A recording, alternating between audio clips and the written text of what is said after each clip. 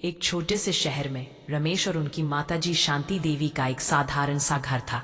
यह घर एक समय हंसी मजाक और प्रेम से भरा हुआ था, लेकिन समय के साथ शांति देवी की बढ़ती उम्र और रमेश की काम की व्यस्तता ने घर की रौनक को कुछ कम कर दिया था। घर की दीवारों पर टंगी पुरानी तस्वीरें अब धूल में लिपटी हुई थी और पेंट का रंग भी कुछ फीका पड़ गया था। इसी घर में बहू बनकर आई प्रिया। प्रिया न केवल खूबसूरत थी, बल्कि उसके दिल में सेवा और प्रेम का अथाह सागर था। शादी के पहले दिन से ही उसने घर की जिम्मेदारी को केवल कर्तव्य नहीं, बल्कि अपना सौभाग्य माना। प्रिया की मासूमियत और ऊर्जा ने जैसे घर में नई जान फूंक दी। सुबह की पहली किरण के साथ शांति देवी को चाय की तलब होती थी।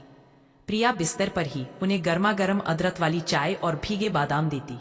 उसकी आंखों में एक खास चमक होती थी, जैसे वह हर कप चाय में अपने प्यार का एहसास डाल रही हो। वह हर रोज सासू माँ के पैर दबाती और उनकी सेहत का पूरा ख्याल रखती। जब सासू माँ कोई पुरानी बात या कहानी सुनाती, प्रिया बड़े चाव से सुनती। उसकी आंखों में चमक होती और मन में सम्मान। इस तरह प्रिया ने शांति देवी के मन से बहू और बेटी के बीच का अंतर मिटा दिया था। अब शांति देवी गर्व से कहती थीं, प्रिया मेरी बहू नहीं, मेरी परछाई है। रमेश सुबह से शाम तक काम में व्यस्त रहते थे। उनके चेहरे पर थकान की लकीरें होती, लेकिन जब वह घर लौटते, प्रिया सुनिश्चित करती थी कि उन्हें एक प्यार भरा माहौल मिले। उसका मीठा व्यवहार और शांत स्वभाव रमेश की दिन भर की थकान को पल भर में दूर कर देता था। प्रिया न केवल एक पत्नी थी, बल्कि रमेश की सबसे अच्छी दोस्त और प्रेरणा भी थी। प्रिया के आते ही घर की रंगत बदल गई थी। वह सुबह सबसे पहले उठकर पूरे घर की सफाई करती।